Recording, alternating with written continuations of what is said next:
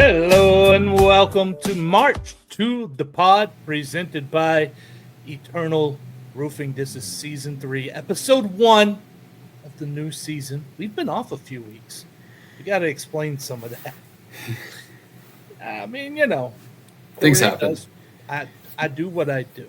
Speaking of me, I'm your host, producer, and formerly band member of CatFans.com, Corey Hogue. You can find me on your favorite social media site at Corey Hogue Sports. It's all one word, CORYHOGUE Sports. The knowledge of this show is provided by the creator and manager of sports of SHSU. Again, all one word on Twitter and Instagram. He's the chief operating officer of the Cat Fund and a proud Bearcat alum, Ben Sorrells. So let's get into this real quick, right? So a few weeks ago, we told you we were not going to be on. And then the next week, 3 weeks ago we were going to be on. We canceled that one because family came up. Right? Family takes precedence. Family first. No problem. The next week I was on vacation in Arizona and completely forgot to put any post schedule to say, hey, we're not going to be doing it this week because I'm sitting my happy rear, as they say, up in the Sedona, Arizona, and enjoying the 90-degree weather, but it was a beautiful view. Yeah. A little drier 90 degrees than a Texas 90 degrees. Not so much in Sedona. It is up in the mountains a little bit. It's a lot drier heat in Mesa, but it's also 115. Yeah. So it interacts itself right there. But last week, we were ready for a show. We had our topics. Corey was getting things going. I had to change the logo, right? We're no longer a part of TexasFootball.com, so I had to change the logo. I did. Everything is going swimmingly. Logos are changed all over the place. Everything is looking really good. And then I had a bright idea, and this is where I started to go wrong. Never let me have a bright idea. I was like, wouldn't it be cool if on Twitter we put like our birth date so we get balloons? Cool, right? On the anniversary of our first show, June 23rd, every year be balloons. The problem is we're 3 years old now. And I wasn't thinking in this manner, but I do appreciate the fact that as soon as Twitter thought that I was 3 years old, or that March to the Pod was a person that is 3 years old, our account was automatically suspended. As in, like, dude, it was so impressively fast. I hit enter. It didn't even say confirm, right? Like, it didn't ask, like, hey, dude, you about to go down a road you don't want to. No. It just said, boop, your account is suspended. And it will be until we verify your age. So I had to prove that I was not under the age of 14 when we started recording March to the Pod. Thank you to the Twitter staff for handling that request, accepting it, and I believe we have it fixed. Yes. Well, did I learn anything? I was going to say, we're older than 14, but we might not act like it sometimes, some of us. Listen, if you ever see the memes that I come across, I'd get called to HR, and I don't even have one of those anymore. Yeah. So, Speaking of HR, hey, look at the hat today. Oh, yeah, the first thing I said when I came on. Oh, yeah. This one, if you're watching on YouTube, Twitter or Facebook, thank you. Welcome. If you're listening, we'll try to describe it for you as best we can. But we've got a picture of it up on the video feed, and it is in. It's an ode to the legendary Texas bakery in Central Texas, Round Rock Donuts. It's the Round Rock Express Donuts, and it's a donut with a smiling face. Here's my question. Are we going to gender this donut, Ben? I know, like, do we need to put a gender on it? Because I don't feel manly with it, but at the same time, I don't want to misgender something. That's what I was going to say. I feel like no matter what I say, I'm going to be in the wrong. So Donuts have genders. Yeah, I'm going to stay away from it. Anyway, the donut has a lasso, and it's twirling the lasso in the right hand, holding the rest of the rope in the left hand. Boots, spurs, like it's got a cowboy hat, cute as can be. It is awesome. It's one of my favorite hats that I have now, and I have quite a few in that rotation, but this is one I really enjoy. I enjoy it too. Well, and speaking of putting new things in rotation, subtle hint: Sam Houston will have a new thing in one of its rotations here soon too. That is true. Which we'll get to whenever it goes live. It will not be a donut. No. It will not be as cool as a donut. No. And it's not going back to the Southland Conference. That is a good thing. So we're planning to have a show next week. This is when we're going to go ahead and have our little production meeting right here quickly. We're planning to have a show next week, but I'm on the road. I got asked to do something cool. So Sunday I'm headed to San Antonio. On Monday, it's on YouTube this year. It's not ESPN Plus. On YouTube, the Southland Conference is having their football opening drive. Opening drive. That's a fun way to phrase it. It is, and they started that last year, and there's a lot of background behind it. What Chris Grant and the commissioner Chris Grant and what that conference has done since Sam Houston left, since he took over, he has been tremendous in raising the profile of that conference. It's not the Southland Conference that Sam Houston exited. Lamar has a chance, and I kid you not, they could be a playoff team this year, legitimate. And not because they're going to win the conference, because they're not likely to. They could, but there are 3 teams. They could be a 3-bid league this year easily. The Southland is really improved. Yeah. Oh, They were almost a 2-bid baseball league, by the way, this year. I was going to say it was maybe a 2-bid league in football even when Sam Houston was there, and you kind of had a guaranteed bid. And it's still viewed that way, but they're not. Like they've gotten a lot better. So anyway, since I have no job, they reached out and asked me if I was willing to be on their broadcast set for their football opening drive in San Antonio on Monday at the Texas High School Coaches Association convention. So I will be there. I will be on the desk. Austin Ivan, she's the point guard. She played basketball, by the way, as a point guard at Oklahoma State. So she's the point guard. She's good at it. Yeah. Patrick Netherton is going to be there, and he's outstanding. Jim Gazzolo from wherever he is in Louisiana. He's with the Lake Charles paper in Louisiana. He's going to enjoy me talking about the Bearcats. I'm going to make sure I mention that a few times. He will enjoy that one. Do you have an opening script plan for the opening drive? You got how they always script the first 10, 15 plays? Let me tell you, man. I was part of the production meeting today, and it's run down minute by minute of exactly what's going on at what time. So it is going to be nonstop from 8:55 till about 2:30, 3 o'clock. There you go. It's going to be just go, go, go. It's going to be a lot of fun. Find it on YouTube. It's going to be really cool. Okay. I'm not playing an Eternal Roofing ad. Not because they're not our presenting sponsor. No, they are. But because, man, are you aware they are up for an award? I did see that today on the socials. Yes, they are up for an award. They have been nominated for the 2025 Best of the Bulverde Spring Branch area, and they are nominated in 2 categories. best roofing service, best home improvement.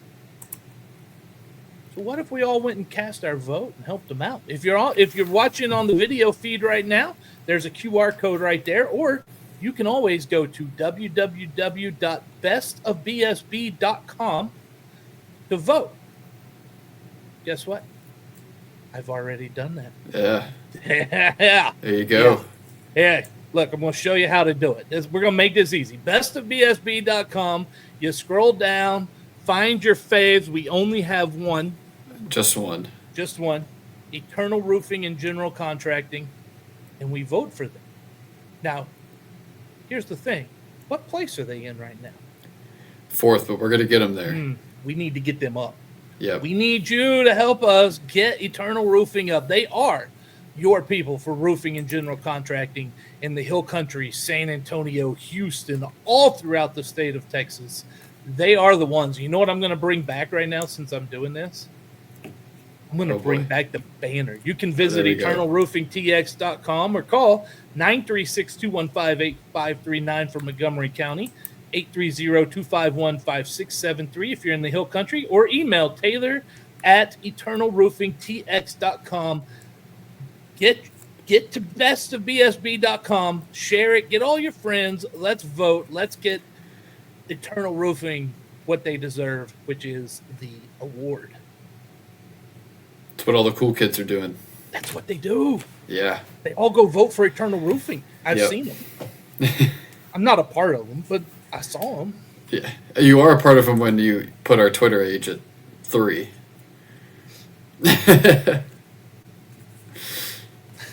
There are so many jokes, but I also can confirm now that I'm not on the Epstein list. There you go. I can confirm that I'm not there. Otherwise, I don't think we'd have had our account back. So there we go. There's that. Hey, the Bearcats, we got stuff to talk about, man. We have a lot of things to talk about. We're going to get to as much of it as we can here, starting with the football staff additions and commit, and they got a 2026 commit already. We're going to give a defensive front seven preview, and then we're going to close this talking about our favorite topic these days, realignment. But we're starting with these football staff additions, and they've had some turnover here throughout the summer. I'm not sure how much of this is expected, but they have had some, and hey, they've got a couple additions. So Ben, tell us who we got. Yeah, so the first part of it is obviously Matt Merkins left in, I believe it was April, as the tight ends coach. Matt had been here for a long time, did a lot of good things. And so Zach Patterson, who was the offensive coordinator / running backs coach, he's going to move over to tight ends. So that kind of opens that vacancy. And then you need a running backs coach since he's moving from running backs to tight ends. So new running backs coach is Antonio Williams. He played for Phil Longo at UNC, did a little bit of student assistant, grad assistant work thereafter. Then he went and played in the NFL and CFL for about 3 or 4 years, played with the Giants in the NFL, was on the active roster for pretty much an entire season, 1 year with the Giants there. This last spring, got into coaching. He was named the running backs coach at NAIA St. Andrews, which is a school out in North Carolina. And then when this opening happened, hey, I can chime in here. You have a connection to St. Andrews in North Carolina? Oh, I have a big connection to Okay. St. Andrews in North Carolina. I also got news for you. Number one, my wife is a graduate. She is an alum of St. Andrews in North Carolina. Wow. That's where she did her undergrad. So, yes, I do have. I've been there. I've seen the school. By the way, the school no longer exists. They closed it. They don't have a football program. They got rid of – they were really known for their equestrian. When I visited, I mean, an amazing equestrian facility there. All the horses, everything gone. Sad, but nonetheless – I'm sorry I interrupted you, but I had to get my St. Andrews in there. No, that's a good point. I didn't even know the school closed. I thought it was just a move up to a bigger position. So was there throughout the spring at St. Andrews in North Carolina, and then now is the running backs coach at Sam Houston. So a guy that's still pretty young in the profession, but he's familiar with Coach Longo and his system. He's played at the highest level of football. Obviously, it's kind of still a wait-and-see thing for him as a position coach, but that's kind of his background and everything that you have with Antonio Williams at the running back position. And I think the biggest thing right now is that he's got that familiarity with Longo, and he has a need. He's got an opening, right? Right, yeah. I mean, you've got a guy who, guess what? His position got eliminated. We can feel that. We know what that feels like. So, yeah, good for him. Glad he's here. Hey, hopefully he does really, really well. I got who is the QB coach? That's Longo. Okay. Anyway, who's the other? So the other one, this was probably a week or two ago, got announced. Kean Williams is the new wide receiver coach. So Tyler Scott was here. Scott had played for Longo. He went to take a high school job probably about 6 to 8 weeks ago at this point. And so Kean Williams comes in. Williams played collegiately at Ball State and Nebraska. A lot of his ties are to the Midwest. He was most recently the assistant wide receiver coach at Missouri, but his whole timeline is played at Ball State and Nebraska, and then he went to go be a GA at Tulane, and then he was the wide receiver coach at Missouri Southern, and then most recently he was the assistant wide receiver coach at Mizzou for last season and this spring. So a guy that's been a position coach before at Missouri Southern. He's played at the highest level, was an assistant wide receiver coach at Missouri in the SEC. A lot of Midwest ties in the Missouri, kind of Nebraska area. You cut out on us right there, man. You froze. Oh, can you hear me? I got you now, yeah. Okay, yeah. So I was just saying he's got a lot of ties to the Midwest with Missouri Southern and Mizzou and Nebraska and Ball State, all that kind of stuff. So had some time at Tulane as well, so maybe there was a Willie Fritz connection there to some degree. But a guy that's been a position coach, has played at a pretty high level, and was at Mizzou last year. So we'll see. It's running back and wide receiver coach, two of the more talented positions on this team. So we'll see how it shakes out. Obviously, they're both brand new, so the returns you don't really know about yet. But those are the two new guys you have coming in, and then Zach Patterson's making the move from running back coach to tight ends coach. So why would a guy leave Sam Houston, an FBS job, position coach, to go be a high school coach?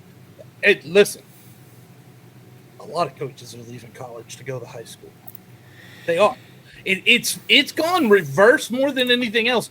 And I'll tell you one big reason in the state of Texas, you get paid better at high school coaching.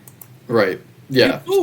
Division II coaches, man, look at what they make. Look at what the FCS assistant coaches make. The FBS, and we've talked about it at length, Sam Houston's in the bottom of the coaching pool. The further down you get position coaches, the less money there is for those. And they can make more money pretty easily going to a high school. And it's a lot less stress. You don't have to recruit. Yeah, or deal with NIL and the portal and all that kind of stuff. Yeah, I mean, and it's no secret. It's all out there publicly, but pretty much every position coach at Sam Houston last year was $95,000 and below. And they had the lowest assistant salary pool in the entire country, which is obviously not a good thing. I've heard it's gotten a slight increase this year, but I don't know if it's going to be any higher than last place even going into this year. So it's definitely the number one factor that a lot of people point to when it comes to guys leaving Sam Houston going to high school. We've seen a couple of them. Thomas Rocco a couple of years ago was DB coach for us, and then he went to go be the DC at Temple, I believe it was, or one of those. And then Jay He's Walker. also a former Tyler coach. Yeah, great guy too. Got to know him a little bit awesome. when he was here. Jay Walker was our receivers coach for a year. He went to go be the OC at South Oak Cliff. I think he's back at Prairie View now, I believe. I think he did. I think, Prairie View's got some cash inflow all of a sudden. Yeah, so and then you've got Tyler Scott moving to high school, so it's not the first time we've seen it happen, but it's definitely a concern. It is absolutely a concern. It's a concern across college, though. Like, I'm not going to say a concern for Sam Houston. This isn't one of those things where Corey's bagging on Sam Houston. I'm bagging on the college coaching profession. Right. At below Power 4, the money isn't there for for what you have to do and the amount of effort you have to put into it. Right. It's just not there. Yep. So that's unfortunate. But hey, we welcome the new guys. We also want to give a big welcome to a new 2026 commit. Ben, tell us who that is. Yeah, it is Cato June Jr. He is a corner from Westfield, Indiana. First commit in the 2026 class. His dad, Cato June, played for the Colts and a couple other schools, or not schools, but teams in the NFL. Won a Super Bowl ring, had 500 career tackles. So obviously comes from a pretty good family. It's an interesting fit, though, because it is an out-of-state kid, and we've only had one out-of-state recruit over the last 3 years. That was DJ McKinney out of Oklahoma. So it is interesting to see the portal class that they had this year, how heavy it was from out of state. Then the first recruit you get for 2026 is from out of state as well. So looks like a good kid, has good size, right at about 6 foot, had some other offers. He had a Miami offer, which was interesting. All the other schools were kind of around Sam Houston's pedigree, like Marshall, Eastern Michigan kind of thing. But looks like the Miami offer might not have been more than a PWO. Yeah, and he also had Troy, Sacramento State, so some other schools that are comparable were the other schools on there. But looks like a good get. I will say Sam Houston hosted no official visits before the most recent dead period, so he wasn't on campus for an official visit. And you could tell by just his commitment video post. I mean, he wasn't in an on-campus visit picture kind of thing. So I am interested to see if they can hold on to him and what that looks like for maybe any other guys that get committed, just because they haven't gotten them to campus yet, and you don't play any home games this year, so I don't know when they are going to come visit. So it's definitely a factor to consider, not only for him but for this class. It's just going to be difficult to get guys on campus because you did not have players on campus before this most recent dead period. Yeah, I think they lean hard in the portal. I think that's what I think we see that right now, right? Like they're going to talk to a couple of, look, first off, talented player, really good pedigree, sounds amazing. I get he's out of state, and that may, we got this whole Texas high school coaches thing, and we love them, but sometimes an out of state kid can come to your college too. Like I think sometimes we put a little too much into the exact location of all of them. I think the portal is where they're leaning right now, and that might not be a bad idea for the next couple of years, as we see, especially with these roster cuts, these numbers, these players coming down now. In the next year or two, you better revert back to high school, because the portal's not going to be quite as good for you, in my opinion.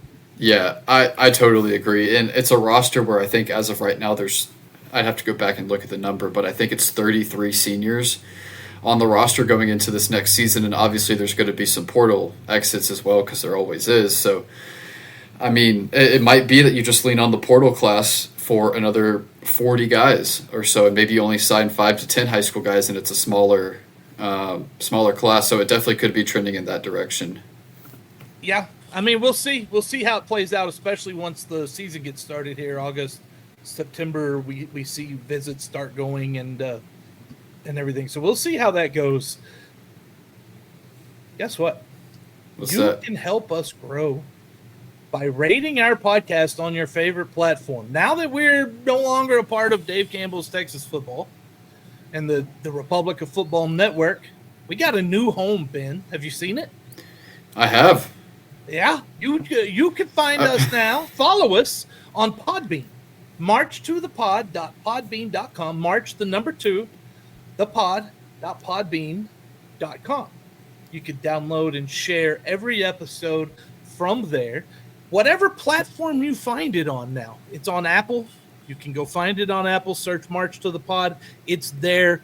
Give us the ratings. We would prefer 5 stars. That's actually going to help us. 1 star would be probably accurate for the producer, but it won't help us. So we'd appreciate you helping us. Yeah, we need all the help we can get, right?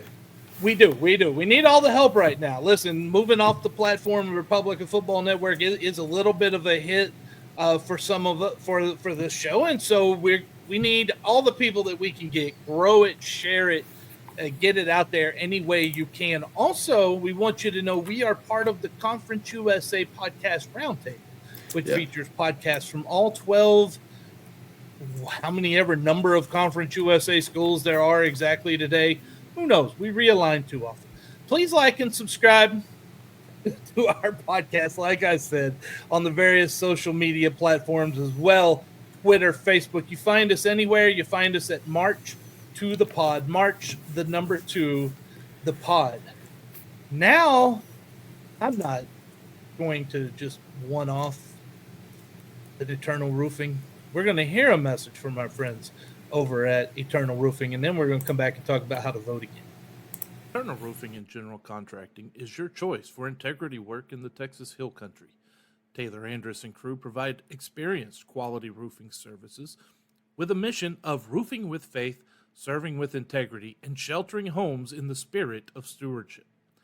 Don't just take our word for it. Here's what satisfied customer Pamela Allen had to say about Eternal Roofing. They did a great job on our patio roof, came out quick for a quote. The quote was very reasonable, and they started and finished work well and quickly. Not a bad thing to say about Eternal Roofing.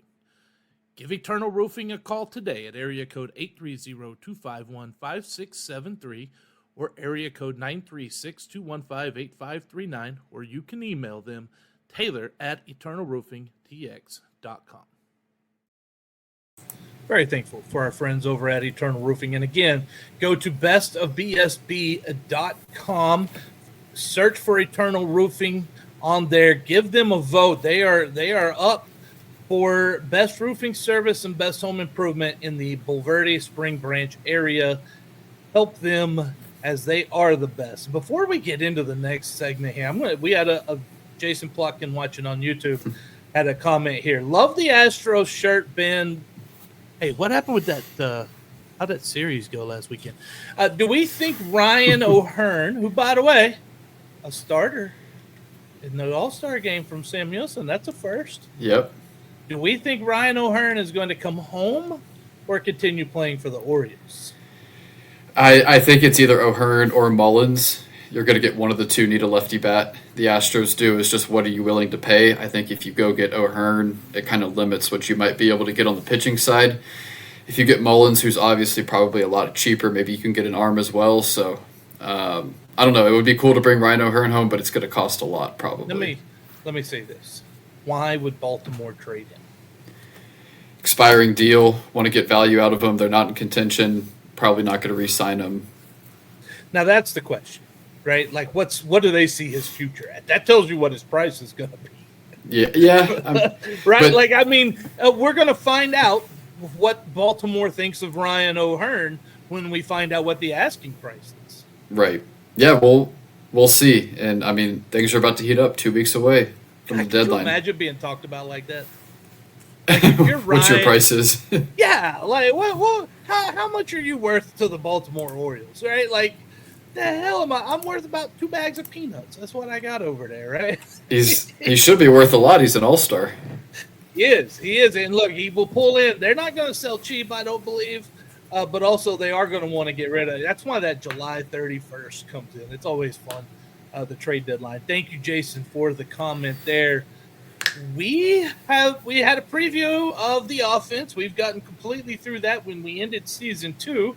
Now that we're finally back, my bad, for season 3, we have a preview of the defensive front 7. Ben, that includes, for those maybe who don't know, defensive line and linebacker. Yes. See, I read a book. Which one? The football book. Football 101.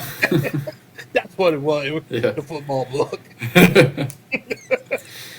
Oh, that's funny. Now tell us what you got for the defensive line.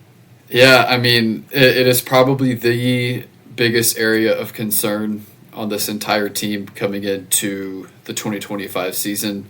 I think from a depth perspective and a talent kind of top-end talent, what guys bring to the table kind of perspective, I mean, very thin on the depth. It was very thin during the spring. They've brought in a lot of guys. Do they have the talent to play at this level? We'll see. but there's a couple names to know. I guess hitting on the couple that I think could really pop. The first one, and I talked about this on my interview with the G5 Hive, and they actually interviewed this guy after because I'm pretty high on him. He's probably my favorite player on the D line coming into this year is Keelan Cox. Played at Texas Southern last year. I think he had 40 tackles, like 13 tackles for loss. He could play. Yeah, He's FBS level, yes, but I don't know that he's power forward. But hey, it's going to be something that can help you on the D line. right. He's a guy that's going to play. He's got the intangibles.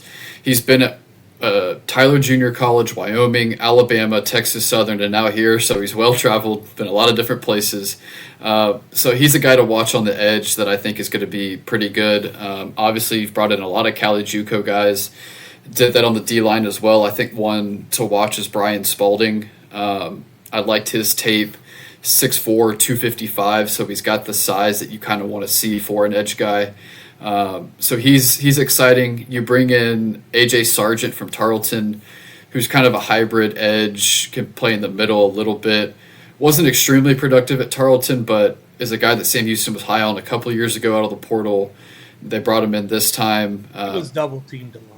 Yeah, it's hard to tell, He especially was accounted for. They knew who he was. Yeah, the numbers don't show how good Right. Sargent is. Yeah, so you got AJ Sargent. He's a guy that, especially if you need depth on the interior, I think can slide over. He's 280, which is a little thin. Where's he from? Oh, is he a Wichita Falls guy? He is a Wichita Falls guy. Oh, darn. I watched that kid in high school, too. How about that? Yep. So I think those are the three that you feel really good about. You bring in a couple other guys just to hit on real quick. Chauncey Chitty, you brought in from Central Missouri, a D2, played at a high level there, but played a little more linebacker than he did D-line. Only weighs about 235, so there's some size concerns there for me. Zaquee Lawton had previously played at Cincinnati and West Virginia. Medically retired last year, and now he's back. So a guy that has played at some big schools and played a little bit there, but don't know what he looks like after medical retirement and coming back. And then you've got Josiah Stevens, who, he's physically pretty close, but he's still young. He's a redshirt freshman from Willis, nearby Willis High School. I don't think Caius Coy or Anthony Shorter will really factor into the rotation this year as true freshmen, just a little undersized right now. So I think there's size concerns on the edge. I think there's a top end talent concern, and like you need depth, especially on the D line. So that's kind of the edge group. The defensive tackle. But General Sam has a comment. He's high on Chris Eaton if he can stay healthy. And sometimes with these portal guys, that's a story. Can they stay healthy? Sometimes that's why they're there. Yeah, Eaton's another one. He came over from Howard. I talked to some other coaches around the country with him. He's got an extremely high motor, one of the highest motors you'll see, but physically he's just not as talented as some of the others guys are. But if he can develop some technique, maybe put on a little size, I think he's got a shot because he's got the motor to do it. I just don't know if physically he's there yet. But the size could be why he's had injury problems too. Yeah, I don't know if he's had injury problems. Yeah, if he could stay healthy, yeah. He's the size is what you worry about when it comes to injuries, right? Like if he could stay healthy. Size is hard, man. In football, you got to have it a lot of times. Yeah, size for a lot of these guys is a concern. I mean, especially really all across the D lines. So, Brody Henderson's another freshman as well. He's 220. I mean, Caius Coy as a freshman's 235. Anthony Shorter as a freshman's 205. Josiah Stevens as a redshirt freshman is like 235, 240. So, I mean, these younger guys, there's a lot of size concern, and you might have to play a couple of them with the way the depth looks right now.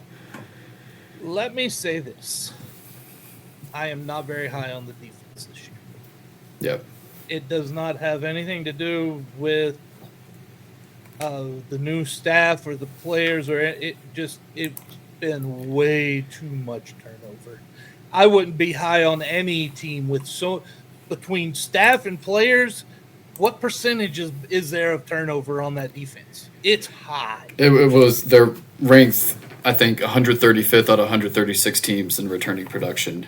Yeah, it's not good. And you mentioned the coaching staff too. I think maybe the best positional coach on defense, maybe on the whole roster, is Isaac Mooring. I mean, this is a guy at HCU with Hunt, who's now with the Eagles, Zay Smith, who's now at Cal. HCU really started to turn a corner when he was there, and I've heard a lot of really good things about him from people that know him. He is extremely good as a coach. You want to know what else about him? He's got some talented kids. And one of them's being recruited by Sam Houston. Well, he committed to Utah State. Like Utah State, ago. okay. Yeah. The other one is playing out at UTPB, Permian Basin. Yeah. Division II in the Lone Star Conference. So, yes, Isaac, and he is as great a coach, and we could describe it, he's a much better person. Yeah, he is. Great guy. I'm with you on that one. I agree. Yeah, so that's the edge group. The defensive tackle group, you returned two guys that played for you last season, Cordell Pat and Dylan Frazier. It was a D tackle room that probably went 7 deep last year, and this was probably your number 4, 5, 5, 6, 3, 4, maybe somewhere in that range, kind of in the 2s and 3s that would rotate in. They're not your top end talent. I think Cordell Pat has a higher ceiling just because of his size and athletic ability. 6'4", 295 moves really well for his size, so I think he's got the most upside between the two. Dylan Frazier's just going to be kind of a filler for you within the 2s, I would think. 2 other names to know, and you really only have 4 legitimate defensive tackles if you don't include A.J. Sargent and move him inside. You've got Derry. And I don't think he's big enough for that. Right. And so the other 2 are both Cali JUCO guys. You've got Darian Jackson and Stephon Boyd. A little higher on Darian Jackson. He had a couple good offers coming out of California. 6'2", 290. Tape looked a little better than I thought Boyd had. So it's a legit concern. I mean, last year you went 7 deep, and I think you could have gone 9 deep at D tackle if you really needed to, but you just can't play that many guys. You're 4 deep this year, and the top end talent just isn't the same as it has been. So, and look, again, they're the 2 hardest positions to recruit: offensive tackle, especially a left tackle, and defensive tackle. Those are the 2 hardest positions to find. Everybody needs them. Everybody wants them, and you can never, ever, ever have enough. Every coach I talk to, outside of offense, defensive line, what else do you need? Like, that's I phrase the question. Yeah. So if they can stay healthy, like all 4 of them stay healthy, I mean, maybe they have a shot, but all 4 of them are going to have to play extremely well, and all 4 are going to have to stay healthy. And as we know, that's just not the reality of FBS college football 99% of the time. So there's some legitimate concerns. I think definitely at the D tackle position. I think you have a couple more bodies on the edge to where you can rotate in. Maybe the talent level isn't there, but you've got more maybe capable bodies. D tackle position. Some really interesting formations. Yeah, no, especially with what looks to be a decent DB group, which we'll probably talk about next week.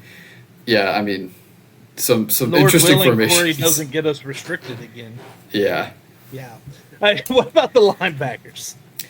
Yeah, linebacker. And it's a defense from everything I've heard. It's likely a 4-2-5. They can play some 3-3-5 if they need to, but it's probably a 4-2-5 scheme. So you're going to have 2 linebackers in there. The most notable one that you return, and I'll first mention a guy that can maybe play on the edge too, just to round out the last group. Jameer Diaz played at D2 Glenville State and had some really good numbers there, but the size once again is a factor there. So well, and let's be honest, 4-3, 4-2-5, it does not matter.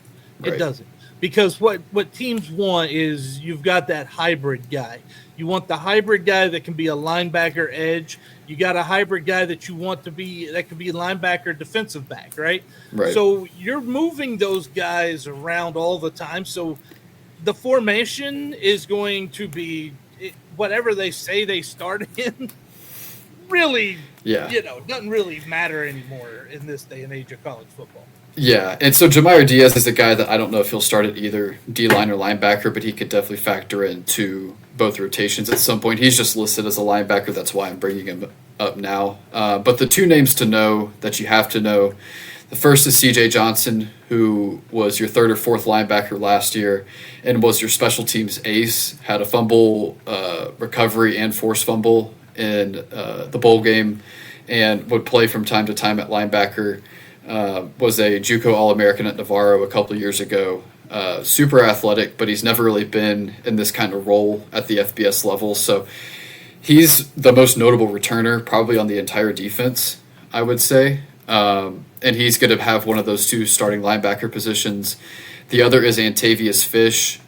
He comes over from Akron, started there a couple years, has a ton of experience, I think over 200 career tackles. So he's going to be that other linebacker in the 4-2-5. Have a little bit of a concern with him in the pass game, like covering routes and stuff like that. But I think you feel okay at linebacker with those two guys. Behind them is where you start to have some questions and a lot of unproven guys. So you like your top two, but the reality is your top two might not stay healthy all year, and what you have behind those guys is a definite question mark. Depth. It's a problem. It's what you got to solve. You want to be good, you got to have depth. We will find out what that depth looks like. Jason Plotkin, watching on YouTube, had another comment here. Question for us. Have either of you played CFB 26? The D is very concerning. I haven't. I've played 25. Haven't played 26 yet. Haven't got my hands on it. But I would imagine if they reflect what the team is, the D probably is concerning, and it is the biggest concern for the team. The front seven, big concerns across the board. I think the DB group is going to be okay, like nothing spectacular. They're not going to be bad, but they're going to have to hold up a lot because this front seven's probably not going to get a lot of pressure. Let me say this. I am ashamed of myself. I am ashamed of me. I have not played college football since it rebooted. You got all this free time now, too. Come on. I don't own a PlayStation 5. And now I got eliminated, and so I got to pay for this big house behind me. And so if you want to send me a PlayStation, go ahead. A PS5, yeah. I'll take it. But no, I have not played it.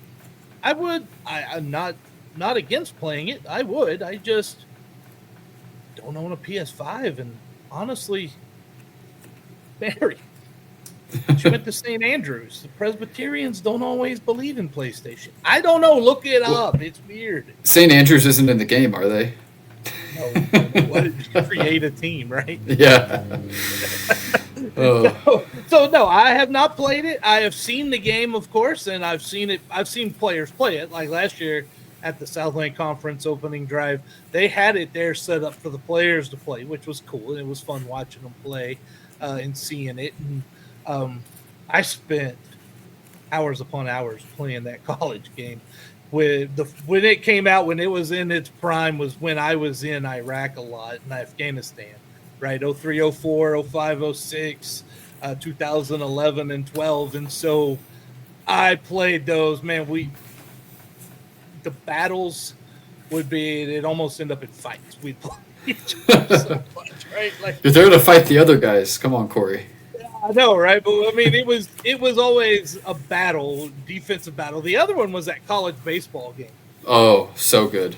Let me tell you something, man. I could pitch with anyone.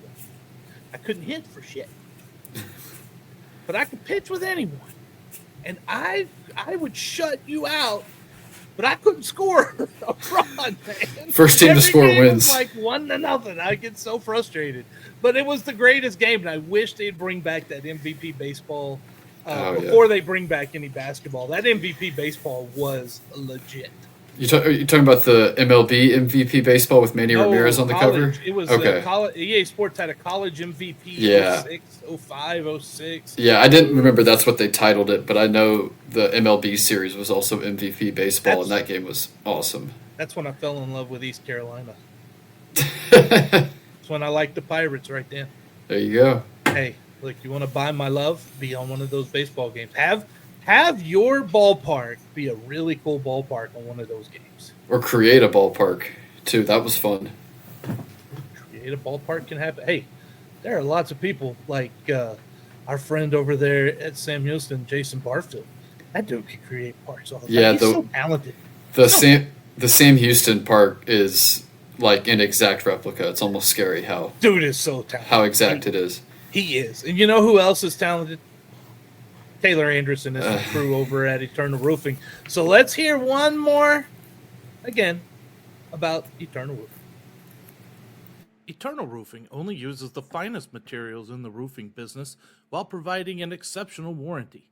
Why do they use CertainTeed products? Because they complement any appearance, provide exceptional and reliable strength, and are known for their enduring performance. Here's what Shane Sosa had to say about Eternal Roofing. Taylor and his team are amongst the highest level of professionals. They care about their customers and go above and beyond just doing the job. Give Eternal Roofing a call today at area code 830-251-5673 or area code 936-215-8539 or email Taylor at eternalroofingtx.com. Once again, big thank you to our friends over at Eternal Roofing. And get over there to vote. Vote for them. Best of BSB.com. Vote for them. We got to get them from fourth place, Ben. We got to get them up the charts. Yeah, we're gonna spam it and vote it. I'll create a lot of Google accounts. That's what I was gonna say. Create a lot of accounts and vote. You got to every create an day. account. Facebook, you got a Facebook account, you can go vote for them. A Google account, you can do it. You can create your own. Look, man, you're going to have a lot of Mr. Magoo's and RRE Donut and, cat@dog.com. at gmail.com. Yeah. Get all those but go get them a vote. Seriously, get your friends and family to vote for them. They definitely are the best and deserving. Well, normally we try to schedule some breaks in the summertime. The podcast goes, right? I mean, it goes pretty heavy from July when you have from late July when you got media days, all the way through baseball, softball ending, which runs to the end of May. But, the powers that be don't want us to have any time anymore in the college world. None at all. Nobody gets time anymore because now, June, July, that's when we get to talk realignment. Yeah, every year pretty much. Every year now. And we're back.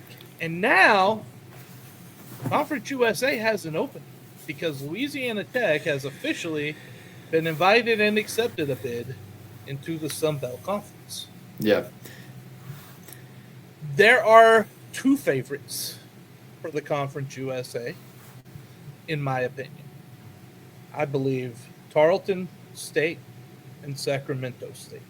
Ooh, you didn't say McNeese. I just know some people have that as their second in there. Why would I? What has... And I want to get into this a little bit here, too, because this is kind of interesting. For those of you who really kind of follow along, I've had some thoughts lately about this, not just, free time and alcohol. But I've got some thoughts on where we're at with realignment. And these FCS schools, who is doing anything to make me believe that they are ready or willing to jump to FBS? There's only two of them. Oh, yeah. No, I agree. Outside of Tarleton, outside of Sacramento State, none of the rest of them are doing it. And they've chosen that right now. Like, we have seen a true division line, in my opinion. I think we're done. I think we're done seeing FCS schools as many go up right now. I think we're going to see a pause on this. And I also believe that means that the McNeeses, who didn't jump up when Sam Houston did, remember how we talked about the timing of that? The McNeeses who didn't, you lost. You didn't have the administration and progressive vision enough to do it at that time. Dude, you fell behind Sam Houston when it comes to being progressive in your vision. Which is saying something, yeah. Yeah, think about it. But there's other ones like that. The Lone Star Conference, West Texas A&M, right? Angelo State, Midwestern State. They missed the bus. They missed their chances. West Texas A&M could be a fantastic FCS school. They've missed the bus. Now, they could get back on there. I think they would have a chance of anyone in the Lone Star. They would have a chance because they got the facilities. They've got what they need outside of a progressive vision from their president. That's what's holding them back. But I think we're done seeing the FCS going up and stuff after the Conference USA fills. Yeah, I do think there's another division coming. The Power Four, they're going to totally split. And then you're going to have where we were before, just another division thrown in there. Yeah, Power Four, Group of 6, and then FCS kind of thing. So yeah, and so what are you going to call the other ones, right? What's going to happen to the middle group? The top group, they've got the money, they've got their title, they've got everything sewn up when it comes to that, right? Yep. That middle group, you don't have an ability to play for a national championship. What do you do? Do we see Benjamin that they try to come back down and maybe align with FCS again? I personally don't see it because I know when Keeler and Bobby Williams were moving up, they were both talking about how they moved up to the FBS in the Group of 5 so they could be in that middle group. So I think that was the vision there. So ideally, I think they would stay in that Group of 5, Group of 6 middle tier, but you never know if it goes to 3 tiers. Here's the problem, and this is why I truly think that's an option. Tell me who is crowned Division I, NCAA Division I football champion every year. Whoever wins the FCS. They don't have another trophy. Yeah. They don't have another division. What are you going to call them? Division 1A? I think we've done that. Right? Like, man, time is a circular pattern right now because that's what I see it going back to. Yeah. They're probably going to call it like a Division 1A championship. So, and then, and you know what you're going to see? They're going to want to grow and expand. They're going to bring up FCS teams, and we're going to be right back to where we were. Right. Just probably eliminated Division 2, by the way. When that happens, that'll eliminate Division 2. Division 3s are a whole different model, right? They will be fun. Yeah. But Division 2s, they're in trouble. Yeah. And I'm not the only one who believes right now that Division 2 athletics is it's on its way out. We'll see. I mean, as much change as we've seen the last 5 years since kind of NIL became a thing and the portal became a thing, it's probably going to be just as much, even more over the next 5 years. Started before that, man. This has been going since, 2018, 2019, something like that, right? Like, it's been going for a while. Yeah. So, yeah, it's it feels like we're kind of cycling back around a little bit. But look, I'm not saying Division 2 is going away in the next 4 or 5 years. It won't be that fast. I'm looking into the future. That's what I'm trying to do. Well, I was going to say, speaking of the future and predicting the future, one of the things with this Louisiana Tech move is when do they move? Because it's still up in the air because they were after the July 1st deadline. So do they move for 2026 or are they going to be here for next year being 2026 and then move in 2027? So that's a really interesting aspect to see how it affects Conference USA for the next year or two and what it makes the conference look like. All right, so who do you bring up? Personally, I think it's Tarleton. I think so too, but you want to know something? You don't want them. Because they're moving in the right direction in everything. They're good. They're going to be good. And let me tell you, the United Athletic Conference moved their media day to Nashville this year, where the host of the FCS championship game will be. Did you see how Tarleton traveled? Probably pretty well. Private jet. Yeah. Private jet to media day. Yeah. Dude, you don't, because they know it's a money game. They've got money. They got money, man. They got oil money. They got money. And they are not afraid to let you know it and to use it and to beat you in athletics pretty quick. It's coming. That basketball arena is impressive too. Oh my goodness, that is gorgeous. It's going to be so beautiful when they get it open, and they will get a crowd. They will get people there. They will hold concerts in that. Like Stephenville's a growing place too. That's something else people need to realize. They remember for a time they were up at high. You might not. You're kind of young, but I remember when Art Briles was the head coach there, and Stephenville was one of the top teams in Texas. They took a little dip for a while. They're back, and they're back with a vengeance. Not only at the high school level, and if you've seen their new stadium, it is gorgeous as well. But they're back at college, and Tarleton is just on a path going forward. Yep. Now, two things happen. You take Tarleton State, either they bring everyone else with them, which, by the way, they've kind of done in the United Athletic Conference, right? Like Abilene Christian started up in theirs. You've seen Eastern Kentucky. Everybody's up in their game, right? You got to compete with them somehow. So they either do that or you fall to the bottom of the conference and just be comfortable down there at Utah Tech area right now. Which I don't think they want to do. No, I wouldn't want to do that either. But I'm saying Tarleton is either going to lift it up or they're going to end up leaving you pretty quick because if you're not willing to come up there, they're jumping, man. They ain't waiting on you. Right. Right. You bring Sacramento State in, I don't know. What is their commitment level? Who knows? I think there is a commitment level, but they just don't want to play JV football.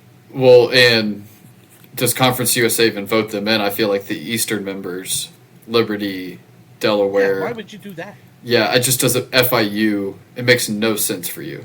That's a lot of travel. Well, the one thing I get, Sacramento has an airport, but it's not hard to get to Stephenville either. Right. Well, in the travel aspect with this Louisiana Tech move that I'm very interested in is if Louisiana Tech say they leave next year, which the way these things move, I bet they're gone next year. You all of a sudden become travel partners with New Mexico State. There are going to be in every basketball, volleyball. Try to think of the other like partner sports for travel. Baseball, softball. Yeah, that kind of thing. It's almost an advantage for Sam Houston and New Mexico State because every other game you play at home is against a team that just played at New Mexico State. Now they're playing at your place.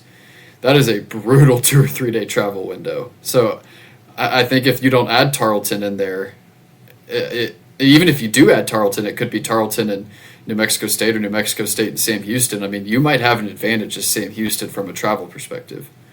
And if you go Sacramento State, New Mexico State, travel partners. I mean, still pretty big. One, right? Yeah, it's still pretty big. That's a long travel. Yeah. Hey, look, I just drove. First off, it's not brutal through New Mexico. It's gorgeous. Okay.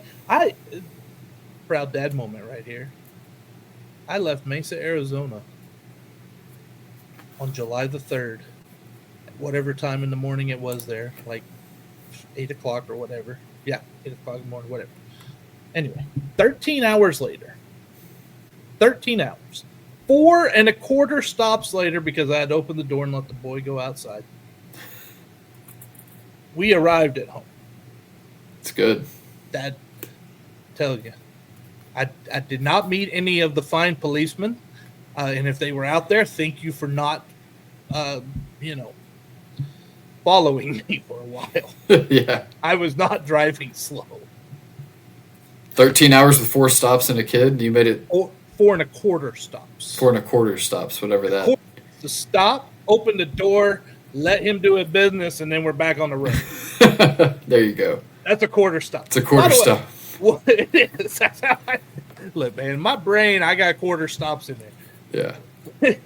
I did quarter. I'm so freaking sports minded, sports brained. Everything's got some sort of relation to that. Yep. One of those stops, by the way, was at the Buc-ee's in Amarillo. Oh. Have they had that one or is that new? It's a newer one. I think it opened in February. Yeah. Yeah, that Buc-ee's in Amarillo is pretty good. They all are. By the way, since we're off on another tangent here at the end of the show, and people who want to get off have already done it anyway. No, I do not actively search to find my wife a gumbo recipe. I have no desire for gumbo, so why am I going to go try to find her a recipe? And now I will probably have to get one at the Texas High School Coaches Association this weekend and bring it back to her because she's a bit authoritative. I'm just Yeah. Trying to stay on the good side. Trying. Yeah. Keyword. Look, yeah, she made this 2 days ago was Sunshine's birthday. It was her third birthday. Yesterday was the 1 year mark since we were teamed together. So my wife made a cake that is edible for both dogs and humans. I would not eat it. I'm not doing it. Hey, well, I mean, peanut butter, applesauce. It was all edible, and I do know one human, not in my house, but one human tried it and was like, "Oh, well, not bad." But the reason I bring that up is she ate the cake on her birthday, and then like an hour or so later, she gagged, and my wife got all concerned that something in the cake had bothered her. It was a few hours later, like it was, and I was like, "No, like food reactions happen instantaneously within 15 minutes. That's just not how this works." And so she was like, "Okay." Well, last night after she ate her final piece of cake yesterday, I went to I went to bed last night and it was 11 o'clock or so. She gagged again. So today, the loving husband I am, sent a text message asking if she thought the cake was what caused the dog to gag last night. Do any of you want marital tips of how to make her happy? I've got a whole list of them over here. Oh, I'm sure. And the list is what not to do, which will help you. I don't know. She seems pretty happy with me. I don't know, man. Oh, goodness. Oh. The other day, she ran out of Kleenexes. She asked me to go get her a box because she couldn't reach them. I did. As soon as she left, I switched the boxes. So she doesn't know I got the new box. She doesn't. She still, I won't tell her. Yeah. Hope she ain't watching. Love you, hon. Oh, goodness. Well, I think we better wrap this one up, man. It's good to be back. We should be back next week. Next week after Media Day, right? Yeah, on the 22nd is Media Day. 22nd is Media Day. We'll be on the 23rd if I can add 16 plus 7 correctly. I was going to say training camp starts 22nd as well because you get 1 month of practice time before your first game. So you play on the 23rd, get 1 month of practice time beforehand. Yeah, but August has 31 days.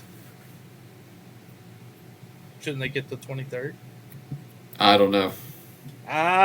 But I'm playing calendar games. It doesn't even.